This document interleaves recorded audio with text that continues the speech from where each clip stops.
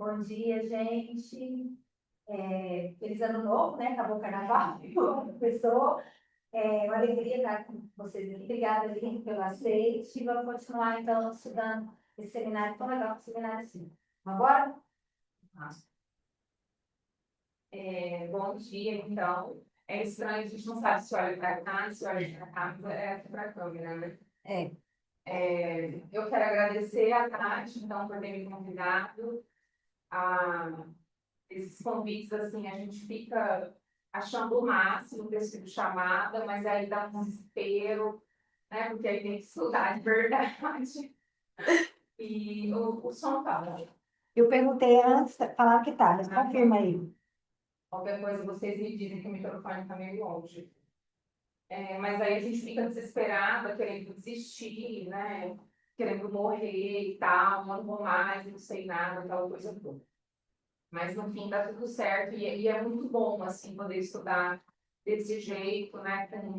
Com esse afinco, assim, tá? A gente estava conversando aqui, e tem que a gente fica querendo dar conta de explicar tudo como se fosse possível, né? Ainda mais uma lição, assim, do Platão.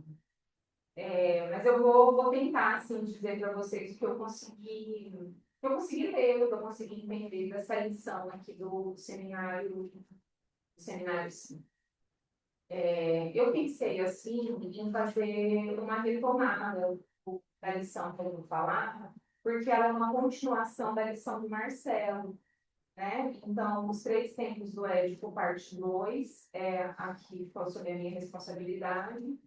Mas o Marcelo tinha começado ela na última apresentação dele, né? Foi em outubro, também. Outubro. Então, eu acho que eu vou acabar, assim, dando uma retomada do que ele falou, para a gente poder dar sequência do estudo. Peraí, alguém falou alguma coisa. O volume está um pouco baixo. Vou deixar mais perto, assim. E aí, pede para alguém. Assim, melhor se eu deixar mais perto de mim aqui o microfone? Aqui Eu ouço bem, a Slane falou que eu ouço bem. Que aqui pra gente, a gente não tem noção se o áudio tá bom ou não. Bom, quando eu comecei a estudar esse seminário, eu fiquei pensando, assim, em uma possibilidade de retomada de entendimento do momento que o Lacan estava, esse documentário mesmo, né? Aí, entrou matéria. Tentativa. Eu fiquei tentando pensar assim, em que localização esse seminário estava no ensino do Lacan, né? Fiquei nessa tentativa para eu entender de uma maneira geral, assim, primeiro, do que se tratava. E aí, assistindo alguns vídeos, né, fazendo algumas pesquisas, o que a gente tem é que o Lacan vai fazer, né, elaborar uma teoria da constituição do sujeito a partir da dimensão simbólica desse seminário, sim. Porque a gente vem, então, de seminários onde ele vem falando da dimensão imaginária, né? Então, por exemplo, no seminário 1, ele traz, assim, um foco maior para entender a constituição do eu a partir da dimensão imaginária, né? Um seminário que a Marisa estudou ano passado, né? Ano passado ela Terminou ano finalizou. passado, né? Então, no seminário 5, ele começa a caminhar, digamos assim, na verdade, já anteriormente, né? No 3, ele começa a trazer já a questão da dimensão simbólica, mas no 5, ele começa uma elaboração aí de constituição do sujeito a partir da dimensão simbólica. E aí, na sequência, no 6, né? Ele vai trazer o gráfico do desejo, que ele começa a construir aqui, já no 5, ele vai falar mais no final do 5, que ele começa a falar do gráfico, e ele vai falar realmente no 6, né, da constituição do sujeito, colocado ali no gráfico do desejo. E, bem, aí eu fiquei pensando, então, o que ele faz com o Édipo, o que Lacan faz, como ele entende o complexo de Édipo, a partir dessa questão simbólica. E aí, essa parte que eu vou falar, essa lição, né? Ela se chama a lógica da castração. Então, como o sujeito se constitui simbolicamente a partir da lógica da castração.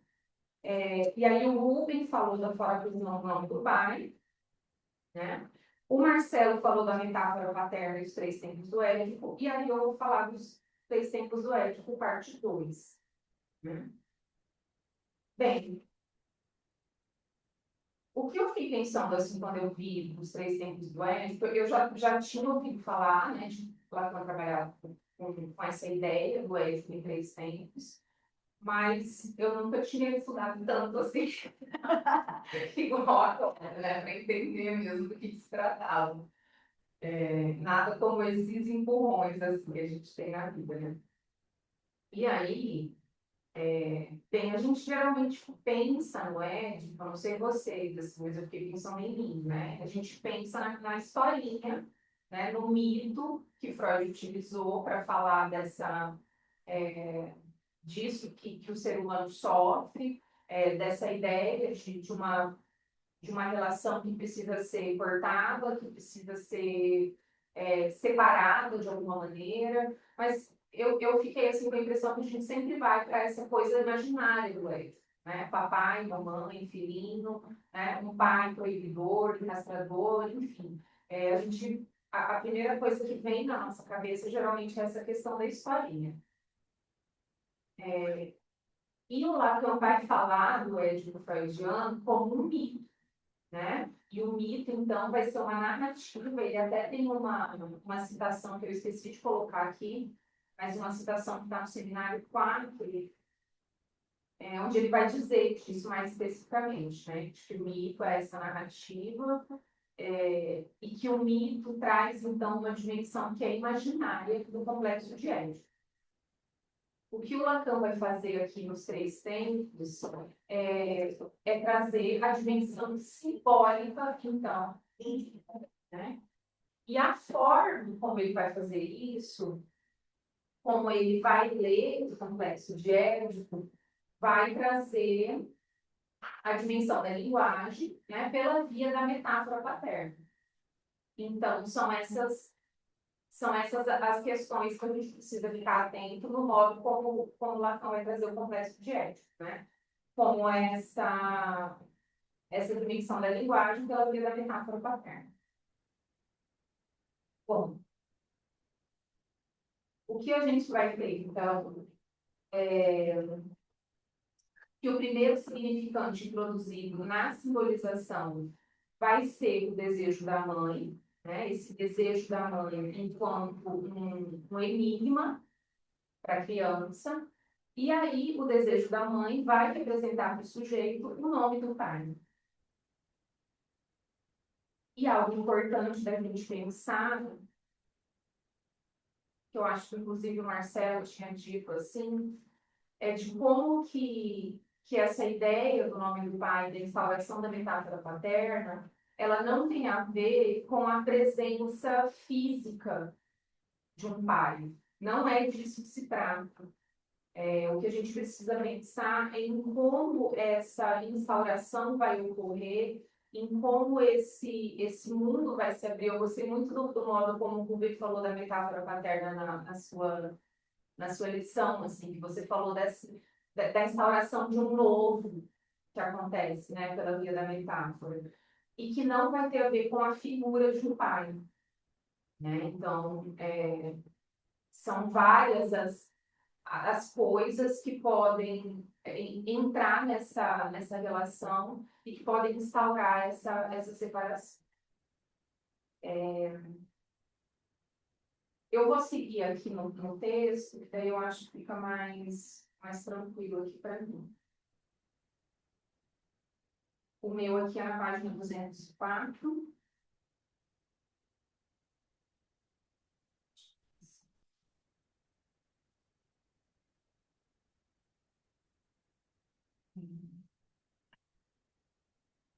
Aqui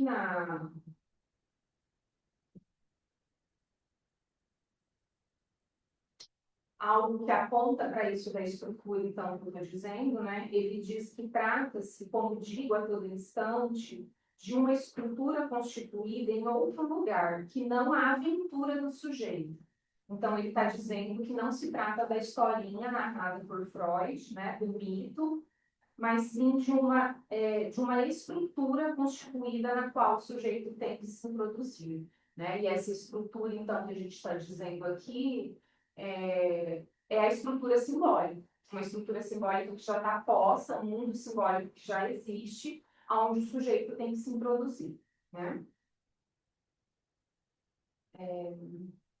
Quanto a nós, então, ali no final do 204, ele diz: achamos na situação de ver como um sujeito deve se introduzir nessa relação, que é o complexo de Édipo. Não fui eu quem inventou que ele não se introduz nisso sem que aí venha desempenhar um papel de primeiríssimo plano o órgão sexual masculino. E aí é interessante, né? Que daí ele vai falar dessa ideia da constatação da existência da diferença sexual pela via, primeiro, do órgão como órgão mesmo, né? Para depois falar do falo. Esse é o centro, o eixo, o objeto de tudo o que se relaciona com a ordem de acontecimentos, bastante confusos e mal discernidos, convém dizer, a que chamamos complexo de castração. Nem por isso se deixa de continuar a fazer menção a ele, em termos que é espantoso que não acarretem uma insatisfação maior do público. E aí ele segue aqui dizendo, no próximo parágrafo, que a intenção, então, é distinguir através de conceitos os diversos níveis daquilo de que se trata no complexo de castração.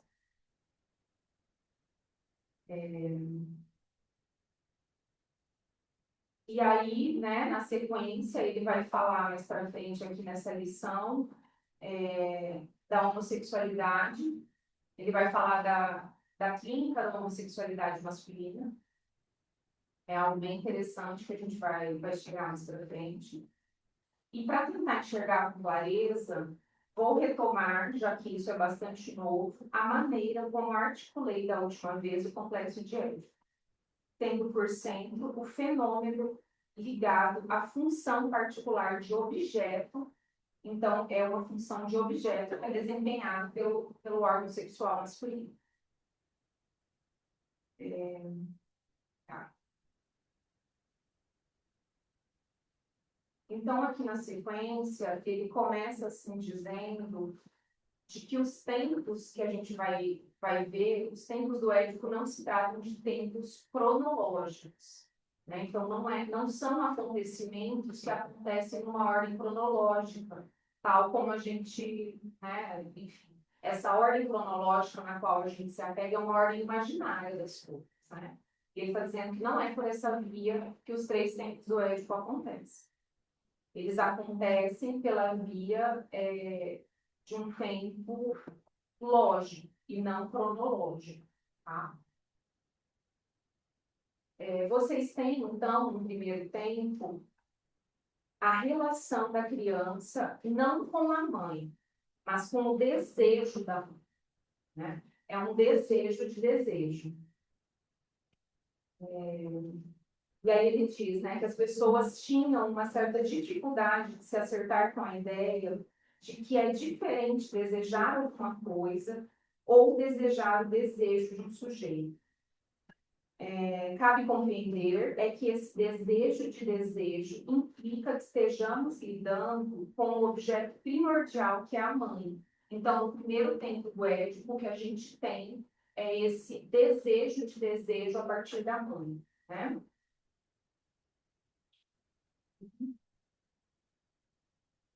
Na sequência, aqui na 206, ele vem dizendo que a criança fica particularmente isolada nessa dialética com a mãe, né? Desprovida de qualquer outra coisa que não o desejo desse outro, que ela já constitui como sendo o outro, que pode estar presente ou ausente. E aí eu fiz aqui algumas anotações sobre esse primeiro tempo poético, que não estão aqui no na lição, tá? Mas para a gente pensar assim, que esse primeiro tempo, ele está ligado a essa ideia da alienação fundamental, né? O desejo da a criança como alienada ao desejo da mãe. Então, é dessa primeira relação de realidade que se trata no primeiro tempo do Édipo. A função da mãe, que está em evidência, é a mãe como aquela que se ocupa dos cuidados básicos com a criança, né, desde o nascimento.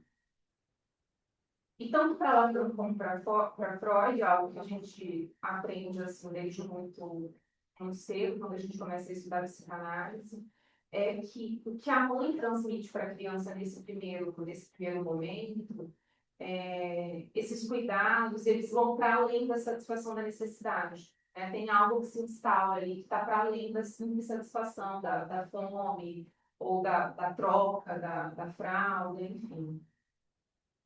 O fato de ocupar, então, privilegiadamente o lugar de falo para a mãe, nesse primeiro tempo, né?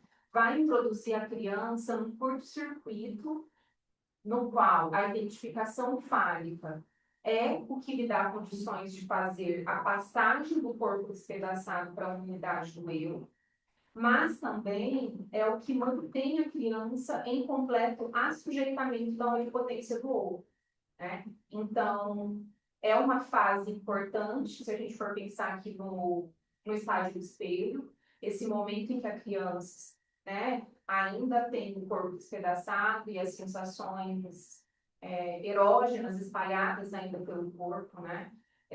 O momento que a criança se identifica como eu e que tem essa confirmação pelo lado da mãe é muito importante. Embora eu tinha a impressão, às vezes, assim, quando eu comecei a estudar, principalmente o seminário 1, que a gente ficava num aspecto meio negativo, assim, do imaginário, como se fosse uma coisa ruim, né? Mas, na verdade, é uma etapa importantíssima, porque é a partir dela que a criança tem a confirmação de um eu, ainda que imaginário, né? Mas a ilusão de totalidade, de unidade, acontece nesse momento. E aí, então, a gente vai ter essa passagem do corpo despedaçado para a unidade imaginária do eu, mas também a criança vai estar em completo assujeitamento diante desse outro primeiro tempo do Édipo. Tanto que agora eu esqueci se é no seminário. Eu acho que eu ouvi falar aqui, né? Se ligar o outro, o problema é se ligar o outro, tem que ver também. Eu falo mais perto. Eu não lembro se era o seminário 1 ou o seminário 11, que é a alienação e separação. Qual que é? O seminário 1 ou 11, né? Mas então é porque é preciso se alienar para depois separar, né? E umas lições para frente, qual que é que a gente está estudando? Cartel, agora não me lembro, qual que é para a gente ler? Lá por 20 e pouco, lá. O Lacan vai dizer aqui dessa coisa desses sujeitos que se colocam para morrer. Então, que não ocupar o lugar desse desejo da mãe. Então, né, dessa alienação. Então, só para reiterar o que você está falando, dessa alienação que é muito importante mesmo, nesse primeiro momento. Sim, esse reconhecimento, né? Esse reconhecimento de um lugar no desejo do outro. Pelo menos aí nesse primeiro tempo, né? Que o sujeito possa se alienar disso de alguma forma. E aí a gente fica pensando assim, né? Nas pessoas que ocupam, eu ia dizer assim, nas mães, mas para tirar um pouco desse lugar, nas pessoas que ocupam esse papel e que, enfim, estão numa depressão, de como que isso, que resultados isso tem, né? Enfim, na constituição do sujeito. A Silvia fala do jeito dessa pessoa, ela fala assim, a mãe é uma qualquer. Qualquer ocupar esse lugar. Né? Sim. É algo difícil, né, nesse sentido. Deixa eu ver o que mais que eu marquei.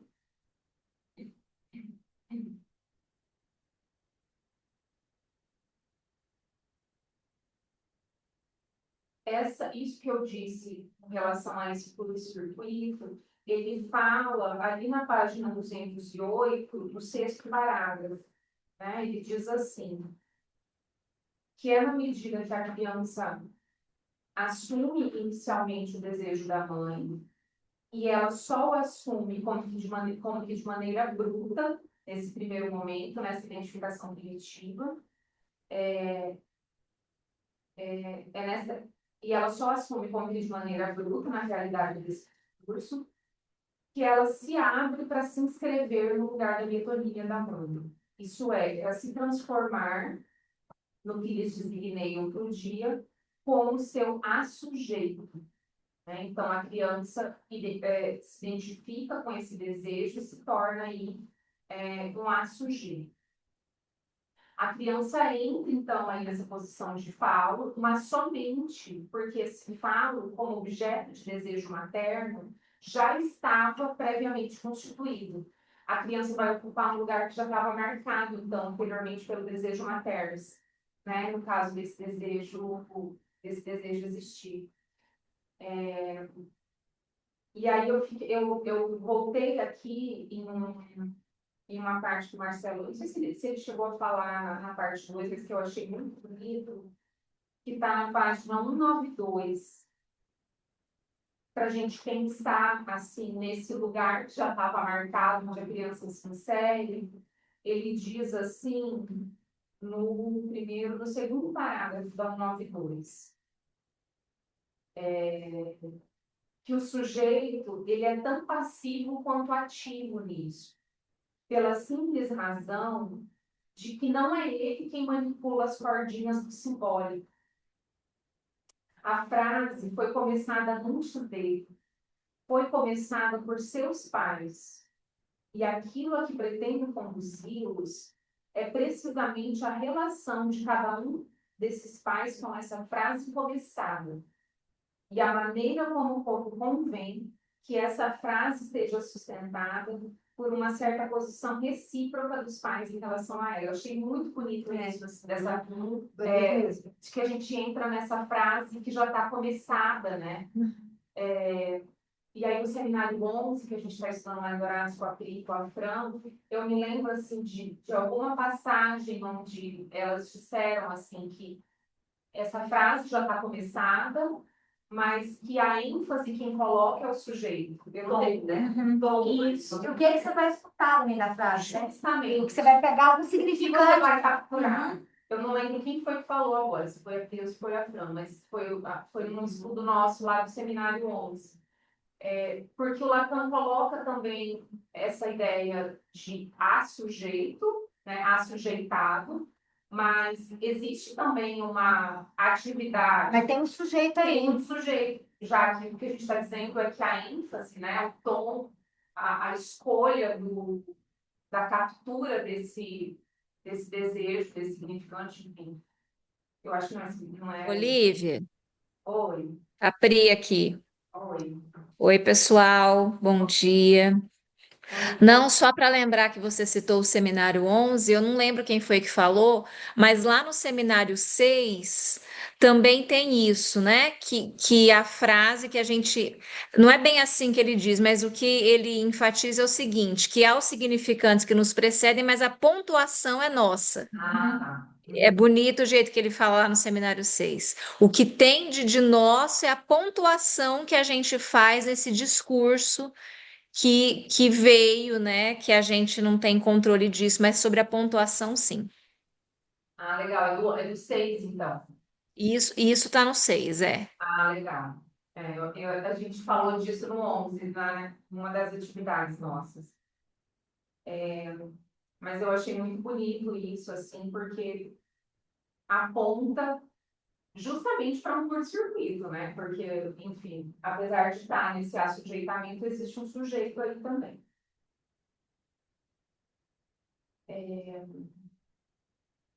Deixa eu ver o que mais. Eu pulei aqui, mas na página anterior, na 206, tem algo aqui também que eu anotei.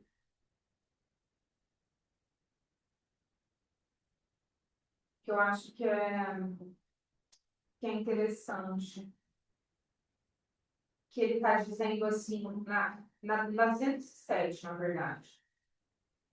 que é em virtude da existência da cadeia significante, né, que o objeto metonímico circula de todas as maneiras, como o anel no jogo de passar anel, por toda parte do significado. Isso aqui me lembrou do seminário 1. Ele faz uma alusão assim, ao jogo de passar anel também no seminário 1, né? Sendo no significado aquilo que resulta da existência do significante. Tá.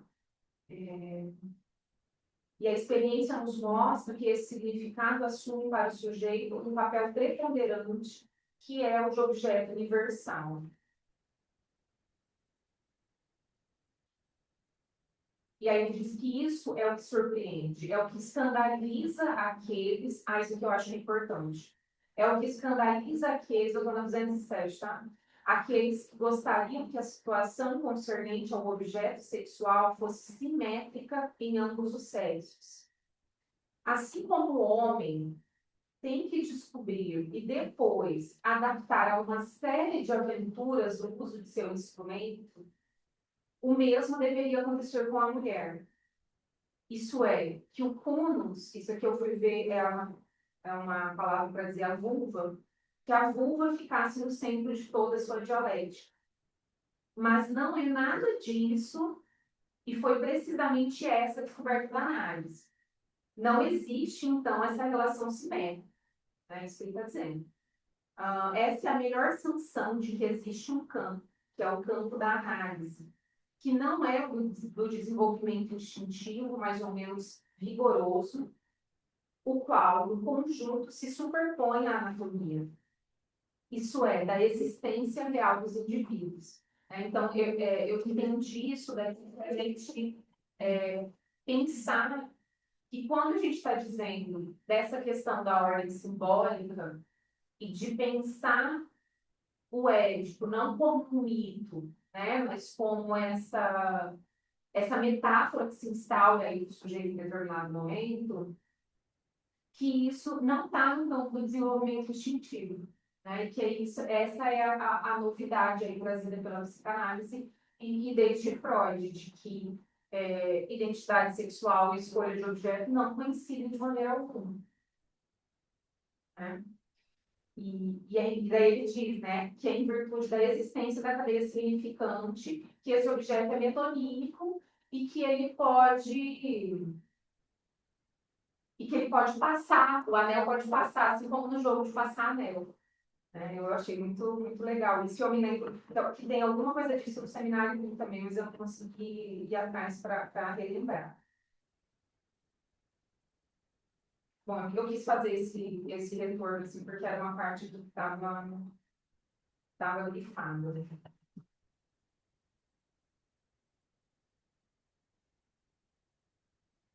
Aqui no parágrafo seguinte, ele se pergunta, né, como conceber que a criança que tem o desejo de ser objeto do desejo de sua mãe atinge a satisfação? Evidentemente, não há outro meio senão surgir no lugar do objeto do desejo dela. Então, é disso que se trata, né? A criança vai entrar nessa relação em posição de falo, mas somente porque esse falo já estava constituído, né? Esse lugar já estava marcado. Isso que a gente estava dizendo, assim, da frase, né? Essa frase que já era pré-existente, na qual o sujeito arruma um jeito ali de se enfiar, então. Lívia, eu achei que uma frase que eu gosto da Colette Soler, do livro que Lacan dizia das mulheres. Eu achei aqui uma frase do livro da Colette Soler que Lacan dizia das mulheres. Ela está falando justamente disso, da mãe e o que fica dessa frase, né? Ela diz assim, uma coisa é fato. A mãe de quem se fala, a mãe que fala, a distância é grande. Embora não se pode duvidar de que as fantasias que ela suscita devem algo de sua própria subjetividade. A falta e a sua falta e a sua maneira de obturá-la. Achei bem bonita essa frase. Gostei também. Está no produto Lacan Dia das Mulheres?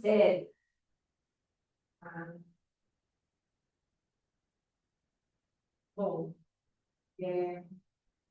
pensando ainda aqui no primeiro tempo, então, vai se tratar de uma relação baseada na ilusão. Então, veja aí a importância desse engodo, né? A ilusão que a criança tem de seu falo materno. E é uma ilusão que só se sustenta com uma identificação imaginária. Nesse primeiro tempo que a gente está falando ainda do imaginário, então, né? A criança identificada imaginariamente ao objeto do desejo materno tem a ilusão de ser esse objeto. E é nesse sentido, então, que Lacan vai dizer que no primeiro tempo a criança é o falo. Então, para resumir, né, a ideia do primeiro tempo do ético em Lacan, a criança acredita ser o falo, ainda que seja esse aspecto ilusório da imagem, né, do imaginário. Isso é muito importante, né, enfim, eu ia dizer para o desenvolvimento do sujeito, mas não é para a constituição, né, se a gente for pensar em termos lacanianos.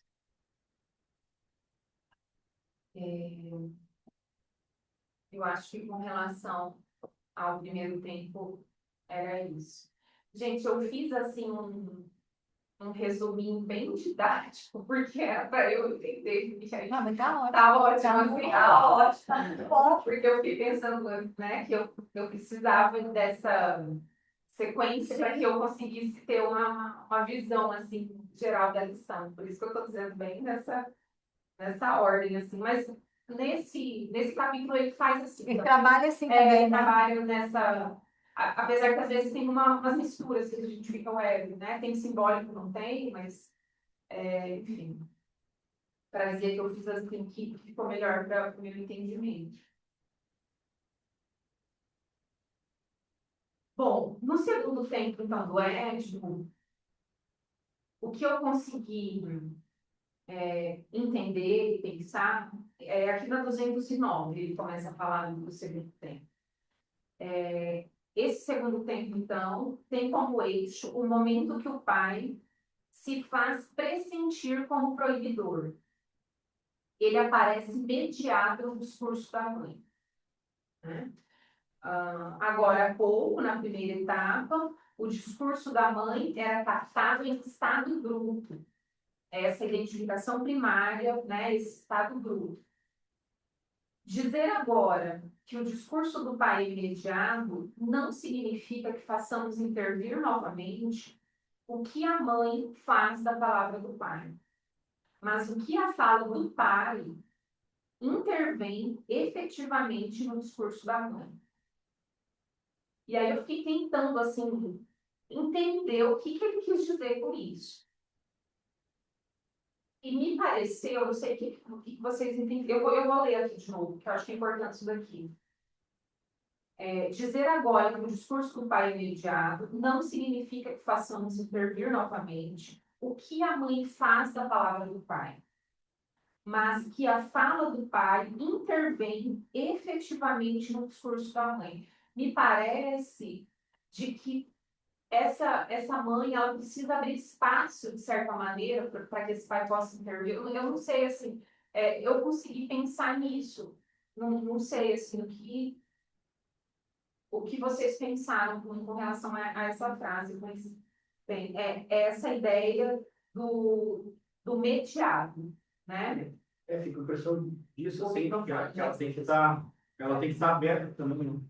Deixa eu ver se Vamos liga. ligar. Só um comentário do lado. Porque quando a gente está em casa, é horrível, porque a gente está tentando ouvir o que vocês estão dizendo. Mas porque esse não está funcionando, ele está pergunta se Tá ouvindo? Vocês estão ouvindo o Rubem, gente? não vai. Não. Não, mas eu só ia comentar assim que eu acho que é uma coisa da abertura, sabe? De certa forma, ela está aberta para esse pai, ou seja, ela é desejante também, não está fechada ali naquela dupla idílica, né? Tem um mais além. Mais coisa, né? Tem um mais além. E ela deixa esse mais além advir, assim, eu acho que tem isso também, não é? Mais além, pelo que está escrito ali, a gente pensa, esse mais além interfere nela. Ela muda. Aham. O discurso fechado, assim, ele não fechado. Entendi. Mas um discurso que se engata com outros. Qual foi a psicanalista que falava do Boa Noite Lindo? Vocês lembram desse? Boa Noite Lindo? Ah, sim. Que tava criança e a mãe, ela disse, aí o William Bonner dizia, boa noite. Aí ela respondia, boa noite, lindo. Então, Aham. olha como que o que tem mais além agindo no Sim. discurso dela. Ela não precisou dizer, né, Uhum. desejo por ele, ela disse, boa noite, lindo. Só isso é o que basta, né? E se a gente pensar, por exemplo, com o Hans, né, que ele precisa fazer, então, essa fobia, Janaína está estudando, me corrija aí. A Janaína, ela consegue.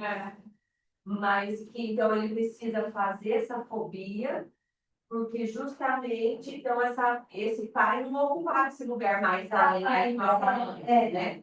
Então, tanto que o que a gente sabe que depois de um tempo lá das cartas, esses pais se separam, né? Uhum. Então, e até tem um artigo da Zilda que eu gosto tanto que eu queria sair panfletando com ele, que é A Família Está Viva. Ah, eu sei qual é. E ela fala de um jeito tão bonito, ela diz assim também que esse mais além, ela não usa esse termo, mas eu estou usando o termo agora da gente aqui, né? Esse mais além não pode ser, por exemplo, o trabalho da mulher, né? Essa coisa, porque daí seria uma coisa fálica aí, né? Então, é de uma outra ordem. Enfim, não pode ser o trabalho com essa mãe, né? A mulher e a mãe. Sim. Bem, e aí, com relação ao segundo tempo, então, é o pai proibidor, mas que está mediado, né? Enfim, vamos avançar aqui mais um pouco para ver se fica um pouco mais claro. Porque para mim também ficou um pouco mais complicadinho esse segundo tempo, assim, de entender. Deixa eu pegar aqui se eu tenho algumas nas minhas páginas amarelas. Aí, gente, ele traz aqui eu não sei se é uma ideia inicial do gráfico do desejo. Enfim, eu até imprimi aqui, tentei começar a estudar, e falei, não, vai ser muita coisa entrar no gráfico do desejo. Depois eu vejo isso, né? O que o gráfico traz para a gente nesse sentido. Mas eu não quero comentar isso no momento, se alguém quiser falar. Bom, Só uma observação assim, porque realmente você vai vendo os passos da construção, é difícil entender a lógica, eu não consigo acompanhar a lógica que estava presidindo naquele momento. Eu fico com a impressão de que ele precisou duplicar o gráfico, e depois, lá no final do sinal 5, daí ele foi pensar na estrutura que ele tem hoje. Né? sim. Mas parece que ele duplicou e aí usando mais como ilustração, para alguma coisa que ele queria dizer. Né? Aqui ele está construindo o gráfico, né? Nem ele não está. Eu acho que Acho que lá- tem lá, como a gente analisa disso, estava entendendo ainda assim o que ele estava fazendo, porque de fato, né, é o seminário que ele começa a construir o gráfico do desejo, que ele finaliza e, enfim, formaliza no seminário 6, de fato, né? Então, não vou entrar nisso agora. Mas o que ele diz aí com relação a isso do mediado no segundo tempo é que o pai intervém a título de mensagem para a mãe. E essa mensagem é uma forma particular de mensagem sobre uma mensagem, que é a mensagem de proibição. Mas não é uma proibição como a gente pensa quando pensa em complexo de Édipo, né? O pai proibidor do incesto. Ele diz que não é disso que se trata. O que ele diz aqui, ó, não é simplesmente, no último parágrafo da 209, não é simplesmente o não te deitarás com tua mãe, já nessa época dirigido à criança, mas o não reintegrarás o teu produto, que é endereçado à mãe. Ou seja, não vai engolir o menino. Né? Por isso, assim, deixa essa criança. E aí tem aquela ideia que a gente, né? Eu não sei onde que me fala, gente, da boca de jacaré. O crocodilo. Do crocodilo. Boca de jacaré. Né? Que o nome do pai Não é no 4, não? eu não lembro se era no Eu acho que não sei, não lembro. dessa estaca, né? Para que a mãe não engula a criança. Não reintegrarás o teu produto. Essa mensagem de proibição, ela é para a mãe, segundo Lacan. Porque daí ele diz, ó, com efeito na página seguinte. A forma primitiva do instinto materno, como todos sabem, manifesta-se pela reintegração oral, como dizemos elegantemente, daquilo que saiu por outro lado. É um instinto, um instinto materno, aí, segundo Lacan. Tá?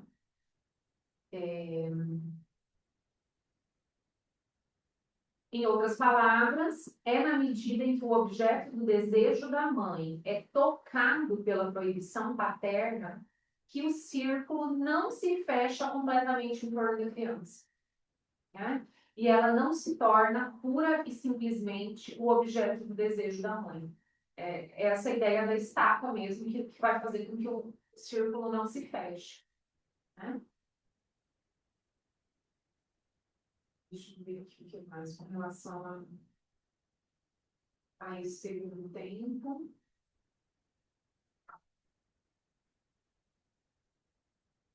A castração materna pode ser compreendida a partir da incidência que tem sobre a criança, uma incidência cujo efeito é pôr também a criança em falta. Né? Isso não reintegrarás o teu produto. É isso que vai tirar, né, a criança da identificação imaginária ao falo. Então, se a gente tinha essa identificação imaginária ao falo, a criança como sendo o falo do primeiro tempo, o caminho, digamos assim, a ser percorrido, é que daí parece uma ideia de desenvolvimento, dizendo assim, né? Enfim, mas o que tem que acontecer, então, no segundo tempo do Édipo, é essa retirada, né, da criança como identificada ao lugar do falo materno. Desculpa, esse última passagem, onde está?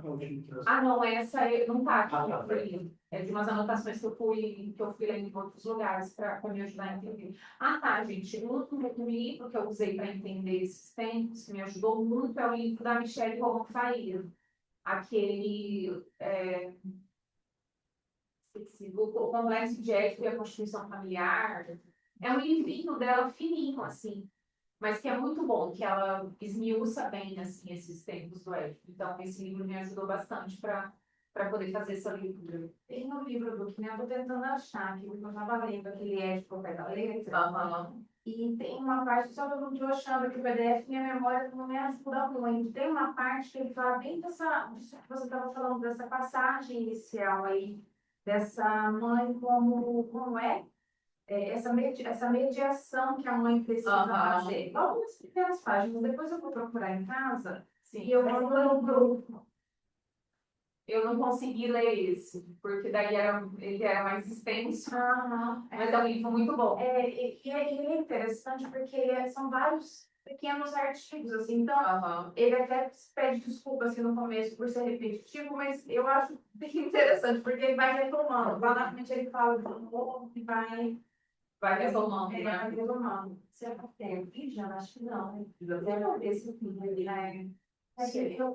Uma das vezes, Eu não tenho, foi eu não sei se eu Muita gente. só queria achar aqui no celular. Pois é. Seguindo aqui, então, deixa eu pensar.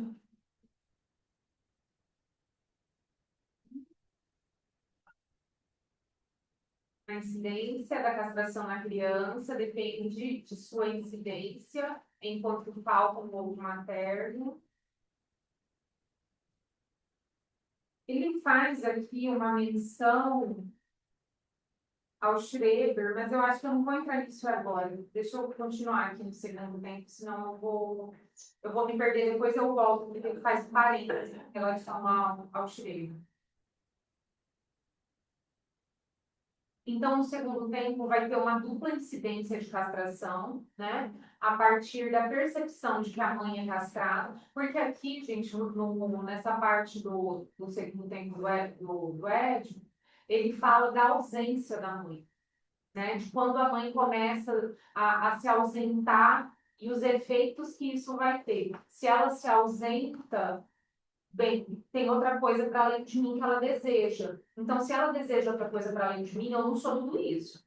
Eu não sou essa perfeição toda, esse bebê maravilhoso que achava que era. Então, é essa ideia de dupla incidência da castração que acontece no segundo tempo, a partir das idas e voltas da mãe, né? E aí a gente pode pensar lá no Fordar de como que a gente começa a simbolizar a falta a partir daí, né? Das idas e voltas, enfim, de quando a mãe se ausenta por algum tempo. E isso de você lembrar do seminário, porque lá ele fala justamente dos dois narcisismos, né? Isso. Então, o primário, então, também tem essa lógica do tempo, aí, um e o outro. Isso. Então, a mãe presente ou não, situa essa aliança entre a mãe e a criança. Eu acho muito interessante isso da dupla incidência da castração, né? Se ela sai, é porque tem alguma coisa faltando para ela. Essa falta não sou eu que completo mais. Eu acho isso muito interessante, assim, da gente começar a pensar, né?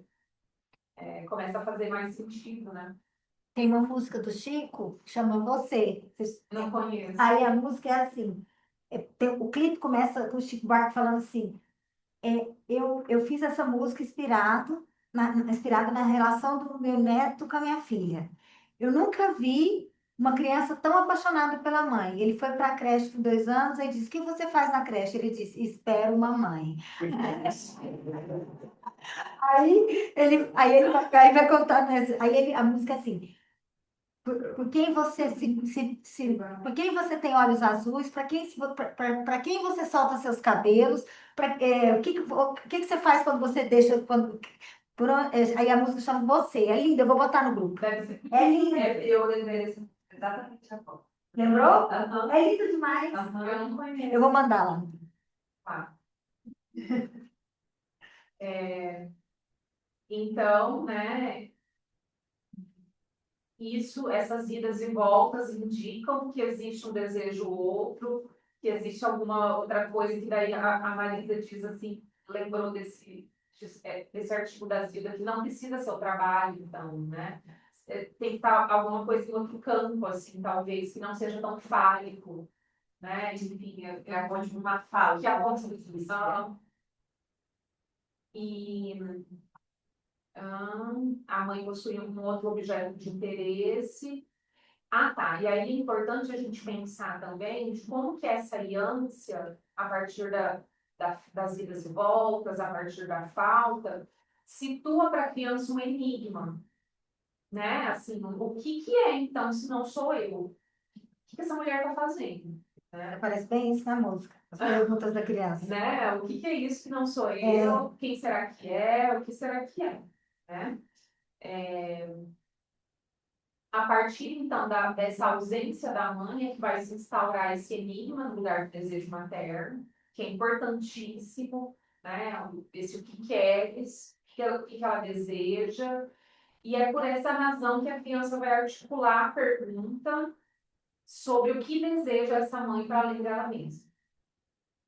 A introdução desse novo elemento, então, exige da criança uma dialetização de sua posição que era impensável no primeiro momento. No primeiro momento que a gente tem essa cola aí imaginária. Né?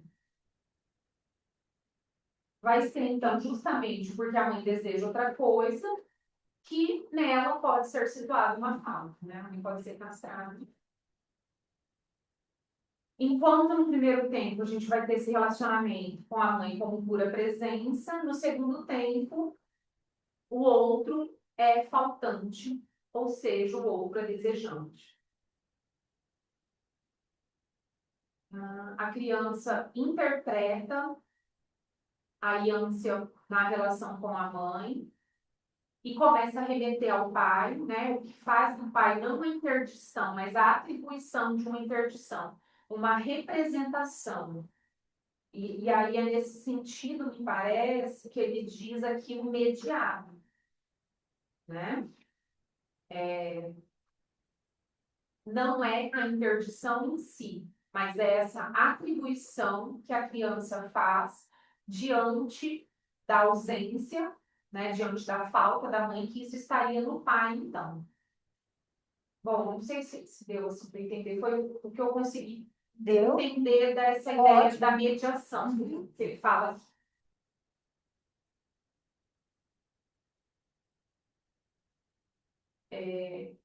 No segundo tempo, então, o pai vai ser esse elemento de ordenação do enigma, do desejo materno. Esses comentários que eu estou fazendo, que eu estou lendo aqui, são do livro da Michelle Romão Faria, que eu tenho ele aqui, depois eu ando lá no... Você tem eu PDF? tenho Ah, PDF que dele. ótimo. Obrigada.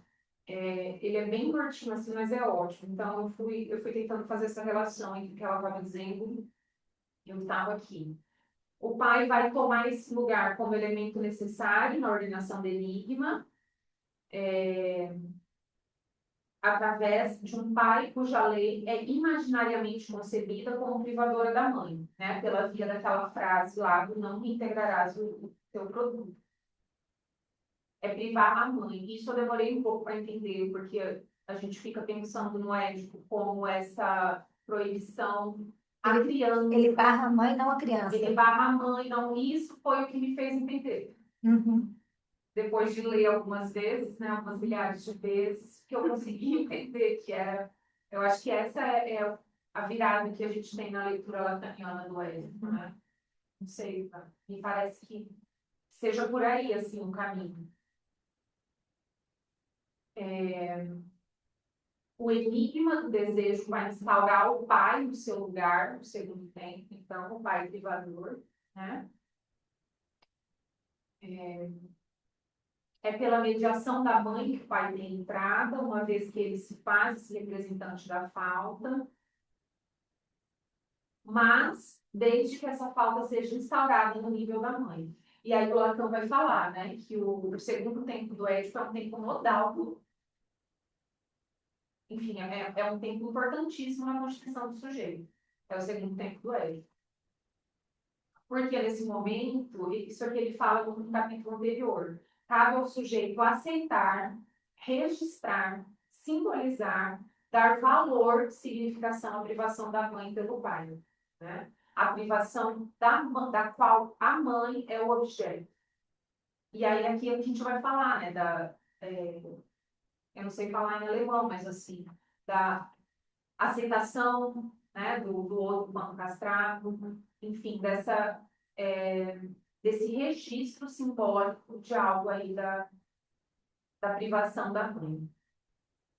E aí essa privação o sujeito assume ou não, aceita ou não recusa, e esse é um ponto essencial. A Pri colocou a letra da música lá, ó.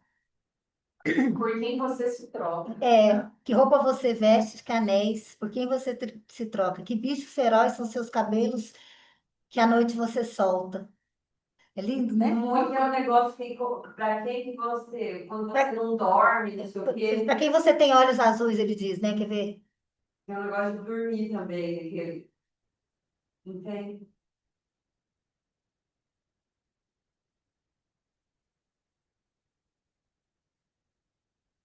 Segundo não dorme. É, E aí, quem é que você chama? quem é que você chama? Você quando não dorme, quem é que você chama? É maravilhoso demais. Muito bom, nossa. É maravilhoso. E o jeito que ele canta. E assim, quando você escuta, você pensa que é uma canção de amor, mas é uma canção de amor, né? Sim. Mas não é de uma relação de um homem e uma mulher, né? De uma criança pela mãe. É erótico. Eu acho também. Não deixa de ser. Acho que estava lendo antes, aí lá estava Freud fala assim, toda criança que dorme com a mãe tem aí suas questões eróticas. Então não é só que é conchego aqui, né? Que a gente fala, ah, tem nada de erótico, imagina. Tem nada de ódio sexual, mas na criança sim. E é por isso que o adulto tem que ser o barrado mesmo. E a criança não vai. Sim, para ela também tá muito bom. Perfeito, né? Maravilhoso. Deu para escutar? Será? Deu.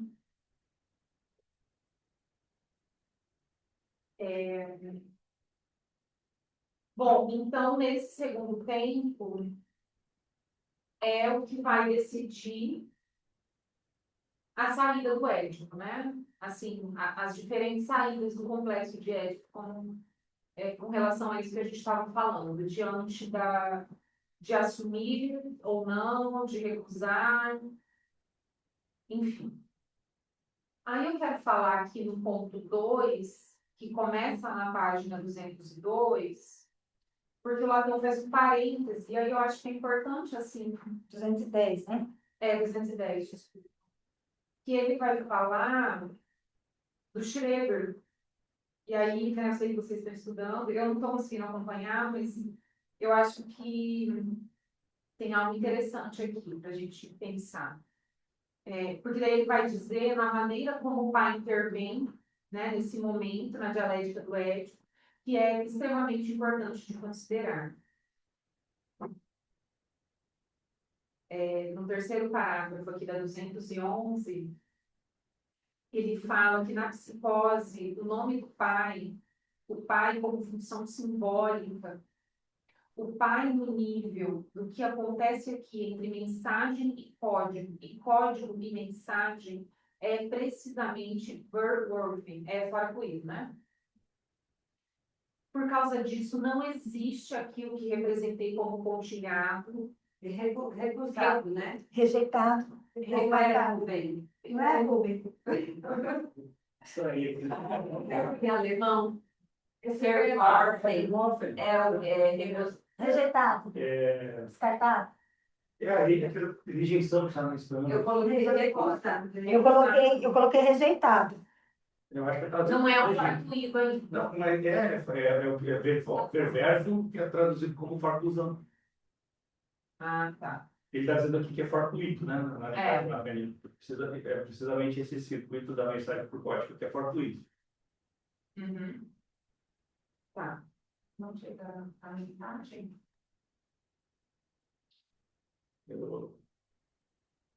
Eu lembro quando eu falei sobre isso aquela vez, eu fiquei quebrando a cabeça, mas eu acho que está se referindo justamente a essa possibilidade que abre toda a dimensão de poder abstrair, sabe? De entender que o discurso sempre pode remeter a outro, né? Que tem a ver com essa metáfora fundamental, né? Que é de substituir o desejo da mãe pelo não. Então eu entendo que ele está mostrando isso, né? De que esse circuito de abstração, esse andar superior do grafo, não é o caminho essa possibilidade. É o que ele diz aqui, ó. Existe a intervenção bruta da mensagem, não na mensagem da mãe para o filho. Essa mensagem bruta é também fonte de um código que está para além da mãe. Isso é perfeitamente identificável nesse esquema de condução que se refere. Tá, aí ele vai dizer aqui o que acontece com o Schreber em relação a isso. Ele diz que o Schreber, por ter sido instigado a um desvio vital essencial, o de fazer o nome do pai responder em seu lugar, isso é, ali de onde ele não pode responder, porque nunca esteve, vê nesse lugar surgir essa estrutura. É uma estrutura que materializa pela intervenção maciça real do pai para além da mãe. Aí aqui esse real eu já circulei, porque eu não sei se ele está dizendo do real, ainda aqui no seminário 5. Eu acho que não. Eu acho que não, né? Ainda não tem o objeto A no seminário. O que vocês acham? Eu não sei, porque eu lembro daquela conferência não sei dizer o nome dele, o Grog, né? Lá do colégio. Você deve ver uma conferência que o título era o real sempre o mesmo. E ele vai defender real sempre o mesmo. Aí ele vai defender no artigo de que a ideia de real vem aqui da psicose, né? Vem justamente aquilo lá que vai construir a ideia de real. Mas eu não sei se eu acompanhei ele no artigo. Tá na Estilos, Rubem? Eu acho que está no Estilos, porque foi uma fala do Encontro Nacional de São Paulo, que teve uns anos atrás. Eu vejo lá depois. Tá. Mas eu passei por isso aqui também, né? Eu fiquei quebrando a cabeça, né? Esse uso do gráfico, porque parece que ele está fazendo aqui duas coisas juntas, né? Ele tá aqui em cima do modelo do X, tipo, construindo essa lógica do gráfico do desejo, né? está pensando na psicose, junto, ele está fazendo uma. Né? Então, eu entendo que, por exemplo, isso é o que vai dar aquela diretriz clínica depois do esquema L, né? De que a gente vai estar só no eixo imaginário, que a gente não pode ficar no lugar de grande outro, né? Porque ele não tem, porque tem esse, é como se ficasse um curto-circuito, né? Ele não abre essa linha de abstração superior do gráfico. Sim.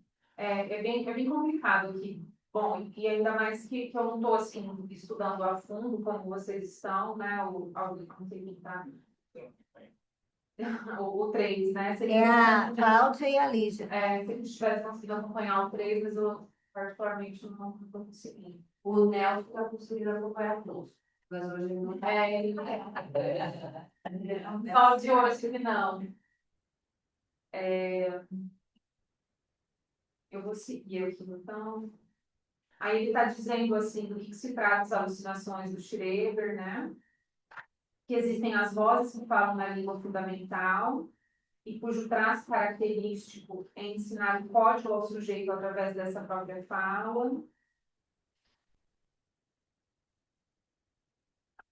Bom, então, é que na verdade eu estou trazendo isso aqui, mas eu não consegui entender muito bem o porquê que ele fala do Schreber, que ele faz esse parêntese, né? Fala do Schreber, das alucinações, do que significam essas alucinações, essas mensagens que vêm do outro. E isso é o que há de mais terrivelmente alucinatório, ele diz. Por outro lado, há uma outra forma de mensagem, que é a mensagem interrompida, que eu acho que o Marcelo ou o Rubem falou também no encontro de vocês, né? Essas mensagens interrompidas que vêm na psicose. Ele deve, agora, quero, né? São começos de ordens, e essas mensagens se apresentam como mensagens puras, ordens ou ordens interrompidas, como puras forças de indução no sujeito. E são perfeitamente localizáveis como mensagem e código. Né? Enfim, e aí ele fala que é nisso que se resume a intervenção do discurso paterno quando é abolido desde a origem. Já que ele estava dizendo aqui no segundo tempo, né, da questão da mensagem do pai que interpele a mãe, ou não me integrarás pelo produto. Aqui ele vem dizer, bom, não sei também, vocês me digam aí, mas ele diz assim que esse discurso paterno é abolido desde a origem, quando nunca é integrado na vida do sujeito. Aquilo que produz a coerência do discurso, a saber, a autossanção, mediante a qual, havendo concluído seu discurso, o pai retorna a ele e o sanciona como lei. Enfim, Olivia, estava lembrando dessa página 160. Ali ele tem um desenhozinho que eu acho que ele. E daí ele mostra ali embaixo o curto-circuito, né? Quando deixa de receber do outro a mensagem, a própria mensagem de forma invertida, quando recebe direto, né? Por exemplo, uma voz alucinatória. deixa de receber. Não, o retorno da mensagem, o retorno da própria mensagem do outro de forma invertida. Ah, tá. Tem um curto-circuito, né? Eu acho que essa diferença, por exemplo, do que seria o sintoma neurótico e uma voz, né? Uma voz acusatória. Não tem essa inversão da mensagem. Ah, não sei. A questão de quando a gente recebe um paciente psicótico, a estruturação da linguagem é completamente diferente. Tanto uma criança também já dá indícios, né, de uma outra estrutura. Como a linguagem se apropria, vou pensar que a linguagem parasita o sujeito, assim, né, entra no sujeito, né, e aí isso se constrói de um modo muito, então por isso essa mensagem chega totalmente invertida, né, então sei lá, chega um paciente psicótico e diz, eu tenho certeza que o meu vizinho de baixo está me perseguindo, né? Então como a linguagem, né, faz, né, opera. Né? Então, um psicótico tem essa. E lembrando que a metáfora paterna é a redução da redução, não é o sujeito. É um significante. Né? É isso que eu acho mais incrível. Assim, não é necessariamente uma pessoa, um pai, ali, né, um homem e tal. Né? É a mensagem que chega nessa mãe que está ali, mas ele reduz isso. Né?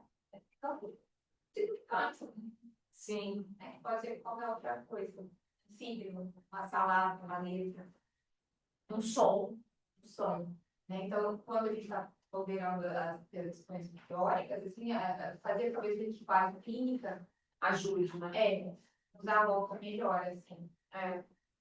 Na psicose, essa loucura, né, com a linguagem. Olivia, bom dia. Não sei se vocês me escutam, porque eu estou dentro do carro. Tá ótimo. Mas a gente estudando agora psicose, você falando disso, que Lacan vai dizer assim, Freud também vai dizer, né, que diante da castração, o neurótico faz uma afirmação, não que ele aceite a castração, mas ele faz uma afirmação diante disso. Uhum. E no psicótico não há essa afirmação. Então, quando aparece a castração, para um psicótico, é como se aparecesse um significante no real. É um significante que não faz laço com a cadeia significante. Ele não tem um outro ali diante da castração, é um significante que está solto. Então, por isso, ele precisa fazer o delírio, para ele poder, então, fazer. Ele constrói o delírio para ir como se fosse uma suplência da metáfora, dessa metáfora paterna, né? E o Scoville fala uma coisa muito interessante, assim, que o sujeito psicótico está totalmente à deriva. Ele é um sujeito totalmente sem traço, por isso é um sujeito muito livre, o que nós neuróticos não somos. Nós Sim. não somos totalmente livres, né? Então ele não tem traço assim, né? Ele está totalmente à deriva. Uhum. Mais uma coisa que ele diz, mas eu não vou lembrar agora, assim. Mas eu acho que para dizer que isso, que é isso, né? Um sujeito psicótico Freud vai dizer que é uma doença da libido, porque o sujeito psicótico é um sujeito do gozo, mas isso Uhum. não quer dizer que talvez ele não possa se tornar um sujeito dos significantes, entende? Isso pode talvez ser construído aí, que é essa aposta que quando Freud lê Freud, né, para poder entender as memórias lá de um doente de nervos, né? Sim. Uhum. Obrigada, Cláudio. Enfim, eu acho que é mais complicado assim, quando a gente toca na psicose, né?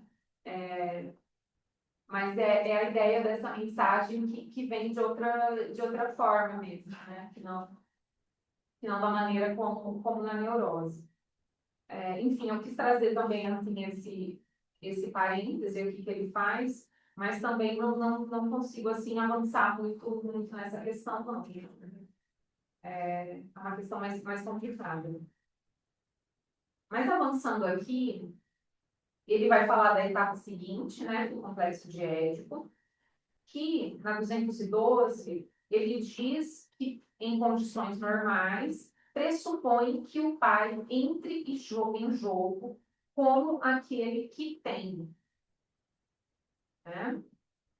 Então ele intervém nesse nível para dar o que está em causa na privação fálica, termo central da evolução do Édipo e dos seus três tempos. A privação fálica é esse termo central.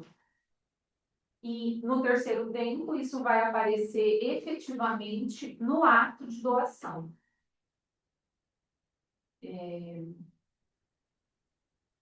De certo modo, a mensagem do pai torna-se a mensagem da mãe na medida em que agora ele permite e autoriza. Meu esquema da última vez não quer dizer outra coisa, senão que essa mensagem do pai, por se encarnar como tal, pode produzir a subida de um degrau no esquema, de modo que o sujeito pode receber a mensagem do pai, pode receber da mensagem do pai o que havia tentado receber da mensagem da mãe.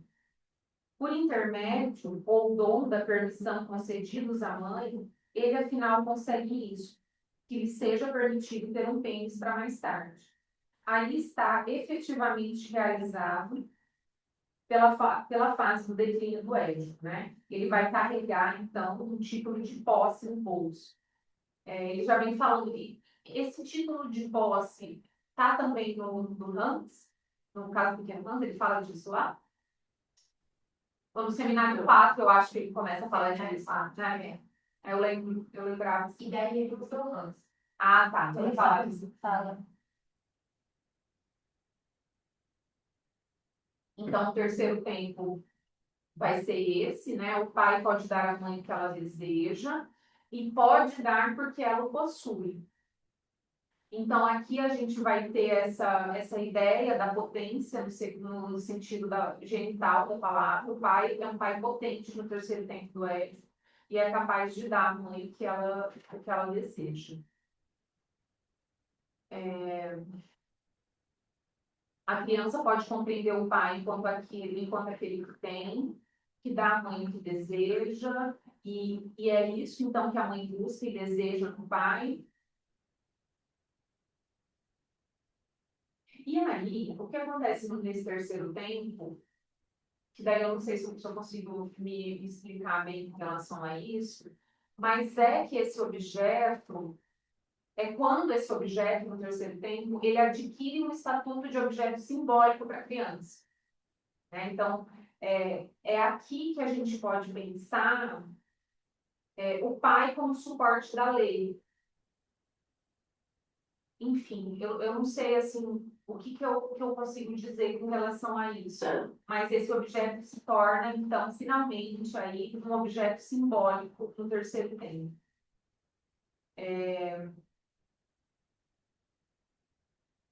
Deixa eu ver aqui o que mais. Ah, tá. Daí ele fala aqui, né? Ele conta uma historinha com relação a isso, no final do 212. Uma mulher cujo marido queria certificar-se de que ela lhe era fiel, deu-lhe por escrito um atestado de que era fiel.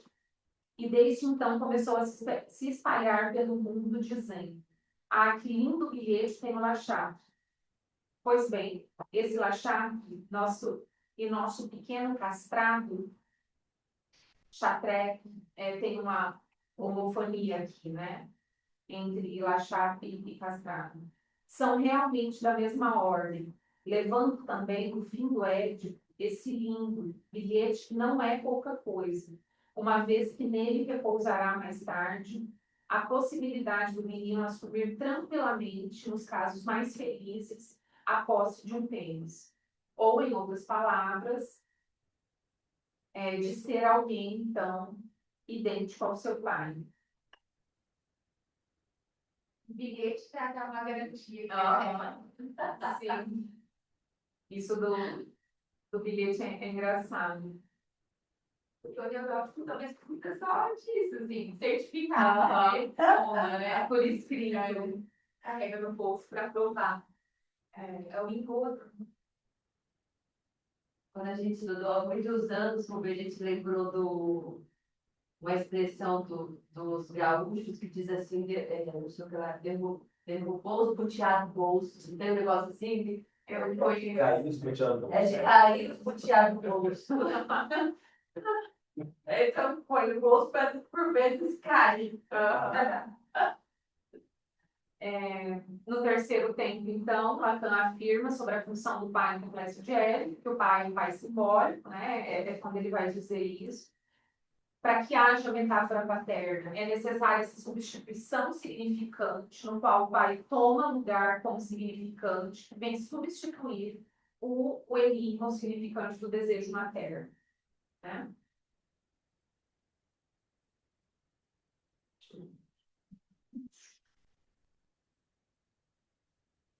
É somente, então, nesse terceiro ponto que a função paterna vai se articular como função essencialmente simbólica, isso é importantíssimo, né? Uma vez que o pai vai tomar seu lugar como significante, que eu já falei. O falo deixa de ser o significado do desejo materno e toma seu lugar como uma significação inacessível ao sujeito, que permanece sob a barra do recalque, então. Que página ali eu estou perdida? Não, esse eu estou lendo aqui da minha anotação. Mas eu vou voltar aqui para 213, tá? Uhum.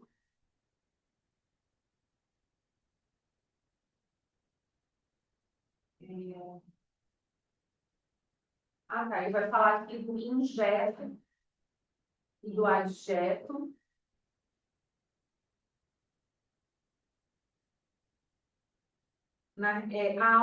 Há algo de abstrato e, contudo, de dialético na relação dos dois tempos, de que acabo de lhes falar. O tempo, então, que o pai intervém como proibidor e privador, e aquele que intervém como permissivo e doador, né, nesses dois tempos. Podem acontecer outras coisas, para examiná-las, devemos agora colocar-nos no nível da mãe e nos interrogarmos novamente sobre o paradoxo representado pelo caráter central do objeto fálico como objeto.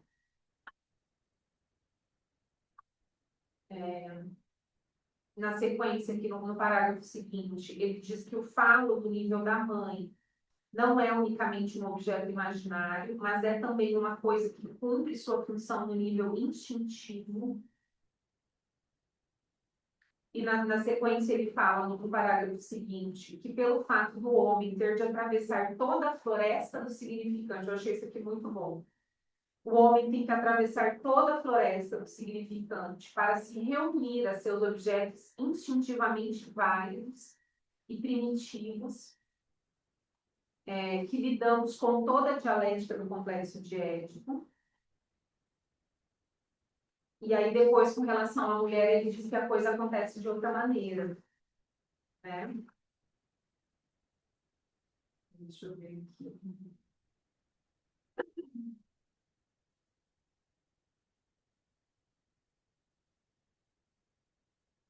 Na 214, no final, ele vai dizer que a mulher tem, por outro lado, todos os acessos a algo de primitivo e instintivo, que a estabelece numa relação direta com o objeto, não mais de seu desejo, mas de sua necessidade. Bem, e aí eu fiquei pensando assim em algumas coisas que ele fala, né?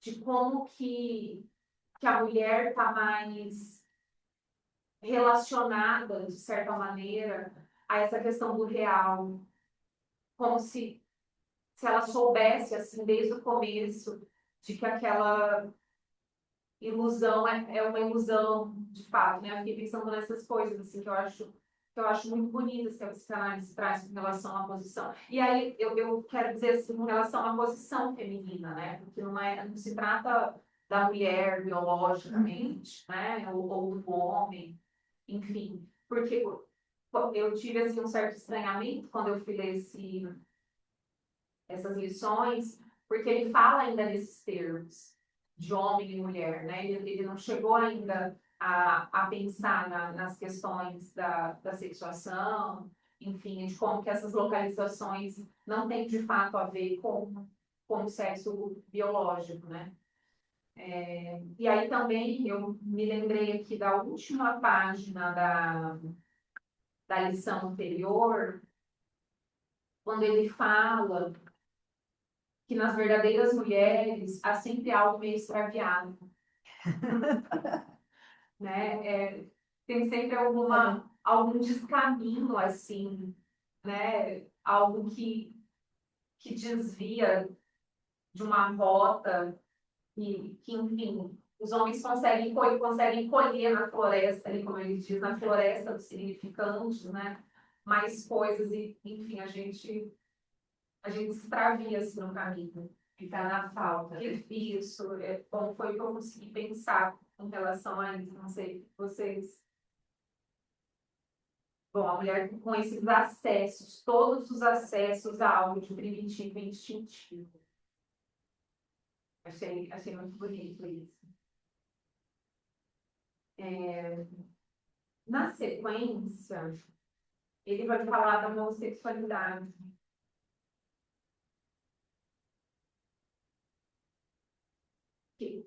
E aí ele começa, assim, já dizendo, né, que ele encerra aqui essa parte, né, dos três tempos, e vem dizer, assim, talvez tentar esclarecer um pouco para a gente do que se trata com relação aos homossexuais. E aí também a gente fica meio assustado, assim, porque, bem, a gente vai falando em outros termos agora, né? Mas o Lacan vai falando, assim, de termos relacionados ao genital, né? Enfim.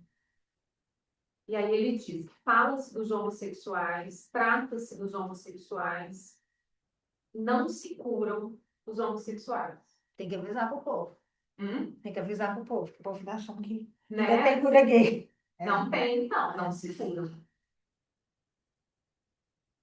Mas olha o que ele diz aqui na sequência. E o mais impressionante é que não são curados, a despeito de serem absolutamente curáveis. A gente fica assim até meio, né? Como será que eu leio isso? O que ele está querendo dizer? Bem, não sei o que vocês pensam com relação Aquela impressão em termos de estrutura mesmo, daquilo que se pode avançar. Não na cura. Não a pessoa deixar de ser homossexual. Mas no sentido mesmo Tratáveis, né? tratáveis, aí pensando dessa estruturar um pouco melhor isso. Tem essa coisa da tradução, né? Porque na direção do tratamento é cura a palavra, né? Uhum. Depende da tradução, eu uso a palavra tratamento com a palavra cura. Cura. Sim.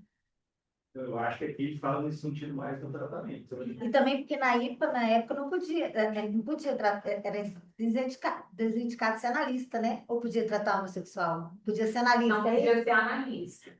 Homossexual não podia ser analista? Não. Não podia, porque entendia assim, que havia um desvio do ético normal, né? Então, é como se a pessoa não conseguisse ter chegado na maneira correta do ordenamento genital ali, né? No final do ético.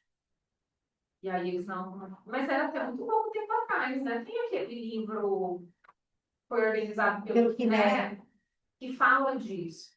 As homossexuais. As homossexualidades. Nossa, eu podia ter dado uma olhada em alguma coisa por lá, mas nem... Agora que eu tô me Aí ele lembrando. diz que, tem até, eu já vi ele falando, que é sempre hétero, porque não é, mesmo quando é do mesmo sexo, é outro. Aham, é sempre É outro. sempre outro, não é você mesmo, tá? É sempre, ele diz isso, que nem. É sempre hétero, né? Lívia, Oi. eu fiquei pensando nisso também, nesse sentido, né, de que, bom, não se cura porque não há um erro no Édipo aí, né, assim, então, se antes pensava assim nisso, assim, onde é que aconteceu esse erro aqui no Édipo, né, assim, o Lacan tá falando claramente aí isso, né, eu entendi dessa forma também. Não há um erro, né? Bem pensado, Leonardo. Mas aí ele vai falar do ético invertido, né? Ele vai dizer isso aqui. Devemos considerar as suas características. O homossexual, com efeito, desde que lhe sejam oferecidos os meios e a facilidade para isso, agarra-se extremamente à sua posição de homossexual. E suas relações com o objeto feminino, muito longe de serem abolidas, são profundamente estruturadas. É o que ela está dizendo aqui com relação ao homossexual.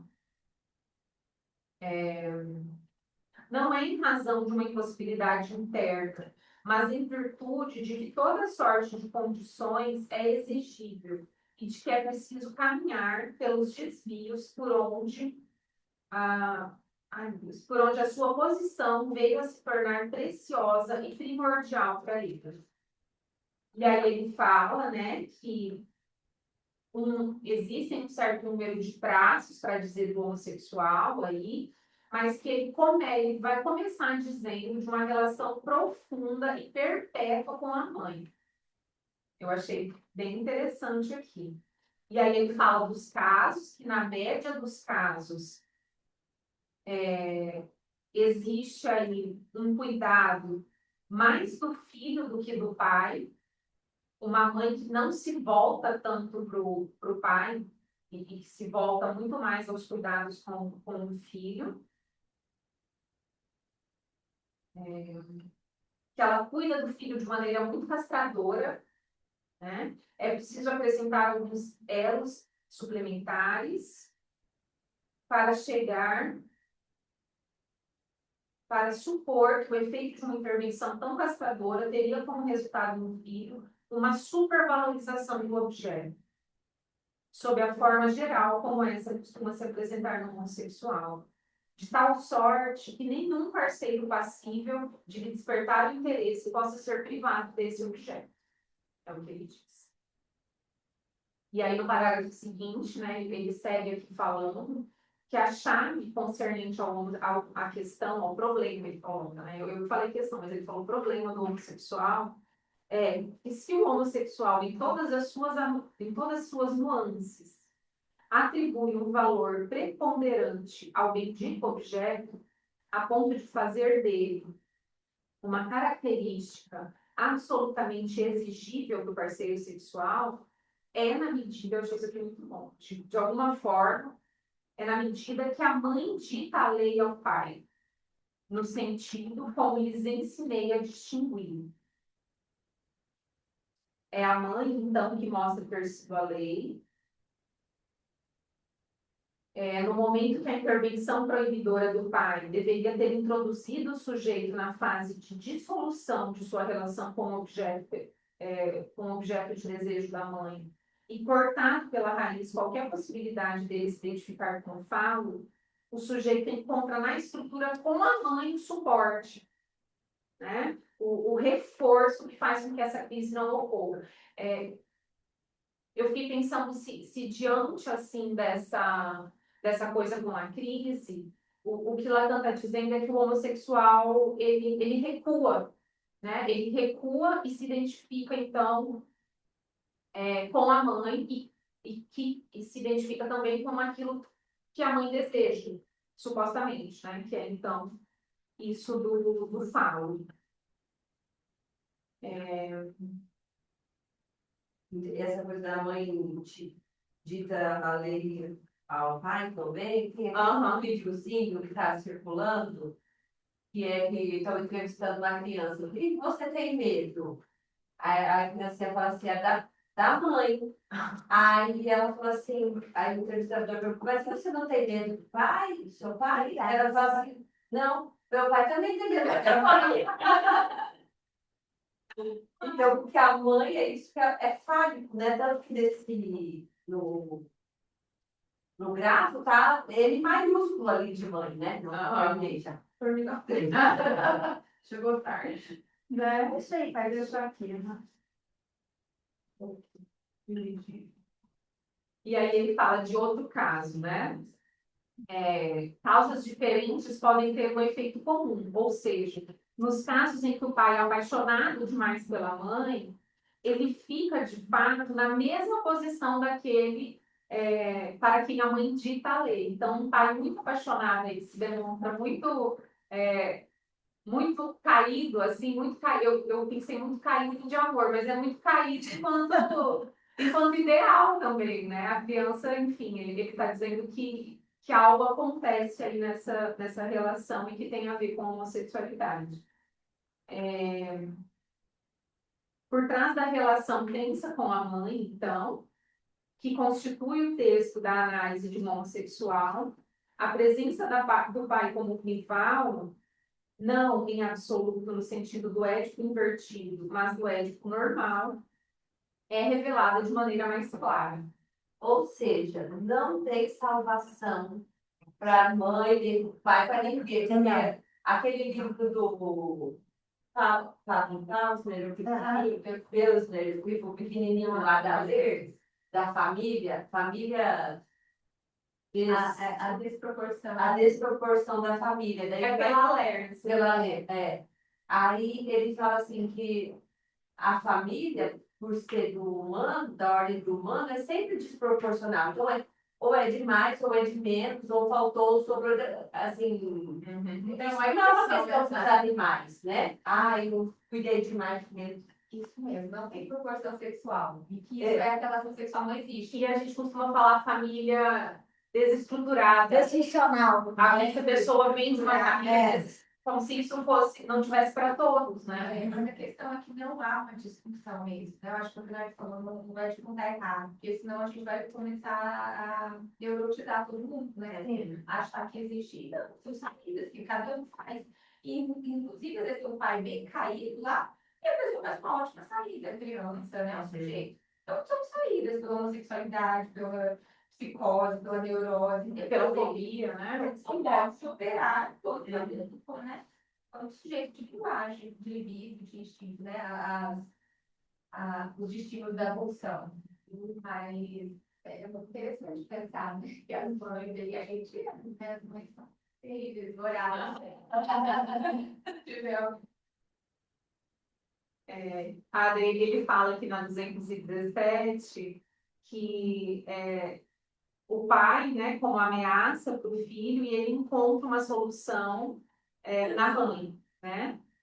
E aí eu gostei muito que na 217 ele fala assim, o sujeito considerou que a maneira certa de aguentar o tranco era se identificar com a mãe. Então,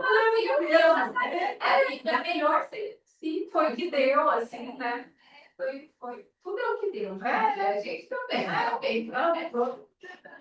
É o que deu. Então, é isso aí que o Lacan está dizendo. A maneira de aguentar o tranco foi essa, foi o que aconteceu. Deixa eu ver aqui o que mais. Ah, tá. Aí Eu critiquei as héteros, né? Das mulheres, o quanto as mulheres sofrem por amor, por amar os homens, né? Elas ficam, meu Deus, os homens, nós vamos mais sofrer. Aqui, feminista, para sofrer por macho, concorda. E aí, né? Uma saída legal, não sei. é o que é.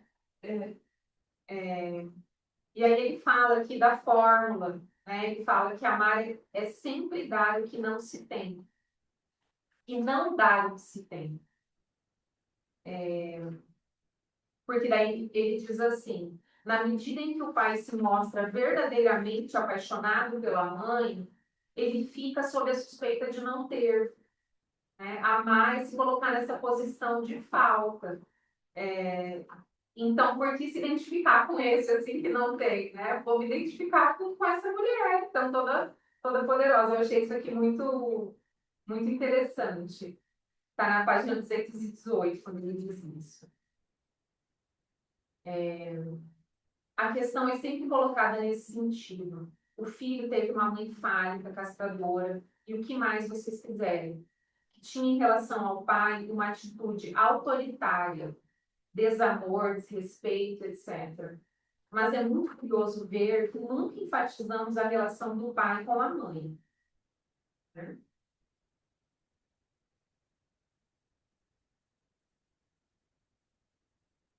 Mas que é também paradoxal isso, eu lembro, tem um texto, eu acho que, agora não sei se é do Bernard Nominet, que ele fala assim dessa coisa de Lacan, dessa coisa estrutural. Eu gostei do jeito que a você falou, porque o Luiz Aquiles fala assim, não dá para fazer uma, não é nem, a psicanálise não é nem uma heteronormatização, nem uma neurótico normatização, quer dizer, o neurótico que é o normal.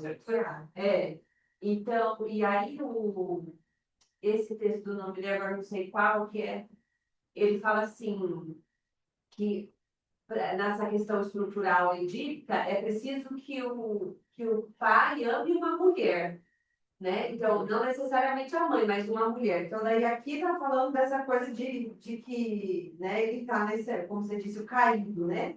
Então, quando ele está nesse do amor, mas também nesse, né, de não ser esse outro não barrado que não precise amar ninguém, e daí fica nesse lugar de tirar a vontade, né? E do tirano, eu acho, assim, né? Na psicose. Né? O pai do Joyce era um pai muito assim, faz efeito. Né? Ele faz efeito. Então, um pai forte, lá, a mensagem não chega, né? Igual lá do Ceará. Não passa. Ele era ortopedista, não era? É uma coisa de ortopédica e tal. Ele foi criador de um método, né? Sim, A gente tá de aparelho ortopédico. a gente antes, a gente teve muito assim, porque esse pai está completamente apaixonado pelo Freud. Ninguém não precisa. Ninguém percebeu qual que é. E ele fica tirando de riva sozinha lá, né? E ele, assim, tudo ele escreve pro Freud incansavelmente, assim, sem parar. Ele está completamente imerso na psicanálise do Freud. A gente fala, meu Deus, é bom que ele vai dar uma atenção para a esposa, né? E enquanto isso, fazendo Enquanto isso, Freud, completamente apaixonado por Fliss. A Fliss, brava, porque foi viagem no papo de Itália, depois por Jung, enfim. Bem isso mesmo. Mas aí, com relação a isso, eu estou encerrando já, tá? Com isso da homossexualidade, daí eu fiquei bem nas voltas, assim, tentando pensar como que eu ia explicar isso, como que eu ia dizer disso. Eu acho que hoje a gente fica preocupado, assim, né? Quando a gente vai tocar essas questões, enfim. Eu acho que eu estou na universidade também, a gente fica atento, assim, à forma que fala, né? Porque, enfim, diante das infinidades que a gente tem de modos de se colocar diante do sexual, eu fiquei um pouco preocupada e li bastante, estudei bastante com relação a isso. E aí a Andréia me emprestou esse livro, que é do Preparatório do Encontro Internacional de 2006. É ótimo. Eu queria até ver um jeito da gente escanear, né? Porque eu acho que esse, e depois sai aquele do Quiné, né? Como se for. Ele Será? é muito parecido. Tem artigos que eu acho, às vezes, até conhecido de um e de outro. Eu vou dar uma olhada depois. Enfim, mas aí ela me emprestou, porque ela tem um texto aqui que se chama A Mãe Erótica, que é justamente nesse sentido de pensar essa mãe, assim, né, que está muito presente de maneira tão autoritária e com a qual o filho se identifica com aquilo que ela deseja, né? E aí ela fala aqui do Gide, fala do Leonardo da Vivi, se Vinci. você quiser deixar comigo o livro, eu vou na Socópias, peço para Para escanear, aí eu coloco no grupo e devolvo para André. Isso, porque Né? eu tenho aquele aplicativo também, eu só fico muito ruim. Fica ruim. Esse negócio tem que ser uma graça. tem como comprar livro, não. Não, vamos lá, de 2006, né? Eu nem fui atrás disso aí. E tudo que dá para comprar, a gente podia ir comprando também. Sim, Para deixar aqui na é. eu também acho. Mas eu acho que será que esse não. Eu vou escanear e vou botar no grupo. Às vezes você acha bastante igual, né? As homossexualidades talvez tenha aqui também. Esse é mais recente das homossexualidades. Eu tenho esse. Eu sei se eu também tenho. A gente está falando aqui a biblioteca, inclusive, né? Tem que ser. Tem que ter mesmo. Mas uma coisa que eu gostaria só de dizer rapidamente é de como que ele fala, assim, né, dessa questão da homossexualidade, e existe, então, um desejo de permanecer no mesmo lugar, que é o menininho que ele foi para a mãe, né? Então, é disso, assim, que se trata nessa questão da homossexualidade. E aí ela fala do Gide, fala do Leonardo da Vinci. Deixa eu ver aqui. Esse texto é da Andréia? Se chama Mãe Erótica. Está aqui nessa revista. E aí ela conta um caso aqui que eu gostaria de dizer um pouco, que é assim. Um sujeito homossexual relata que sua mãe ordenava a ele que vigiasse o pai para não traí-la. Assim, essa coisa da traição, né? Pôr-nos lá pelo desejo, traído pelo significante, é tudo.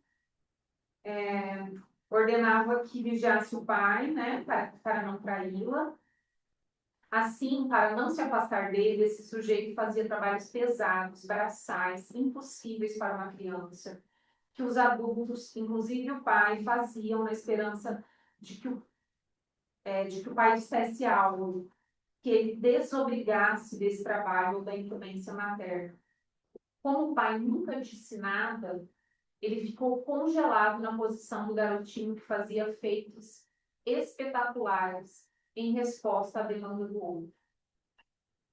O homossexual se aferra ao fetiche do órgão, assegurando-se que nesse traço ele obtém prazer absoluto.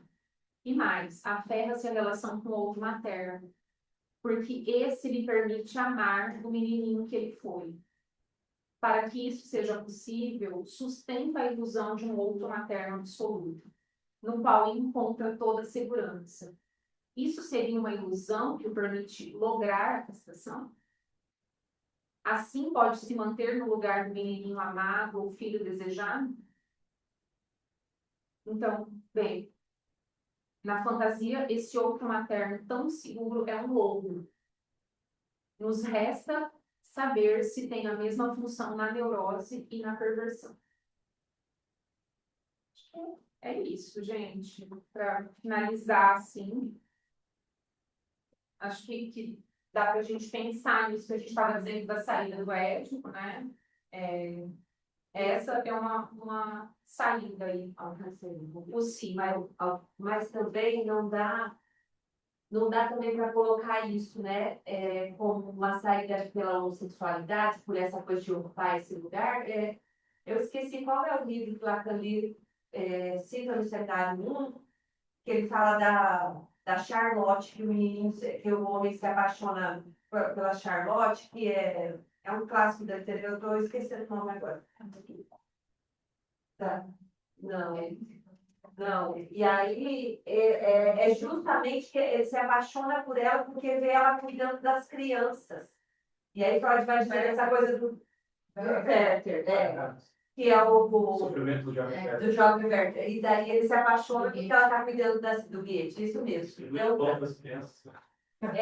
distribuindo e cuidando, e daí remete o menininho que ele foi cuidar. Então, assim, né? Enfim. Mas ele, vocês estão me ouvindo? Sim. Ele se apaixona também porque tem isso, né, de ver essa mulher cuidando dos irmãos, ele meio maternal. Só que antes dele conhecer a Charlotte, quando eles estão indo e tal, uma das amigas dela fala assim: olha, a gente vai conhecer uma moça que ela é muito bonita, mas você tira os olhos porque ela é comprometida. O negócio começou ali. Então também se tem algo aí da mãe, né, essa indisponível, né? Já tinha uma dica que a menina dá antes para ele, né? E para além disso, Eu não pego esse recorte, eu pego outro. mas bem lembrado. Uhum. Eu acho que é isso, gente. É o Obrigada. Foi ótimo. Olivia. Vamos encerrar, então. Adorei. Então, vamos. Só muito obrigada, gente. Obrigada, Lívia, foi ótimo, foi incrível. Obrigada, pessoal do online. Obrigada quem conseguiu vir. E dia 28 de março, a gente vai ter nossa coordenadora Helena também. Ela vai falar dos outros próximos 2 capítulos, tá? Eu espero vocês dia 28. Bom sábado, gente. Beijo. Obrigada. Bom sábado para nós. Certo.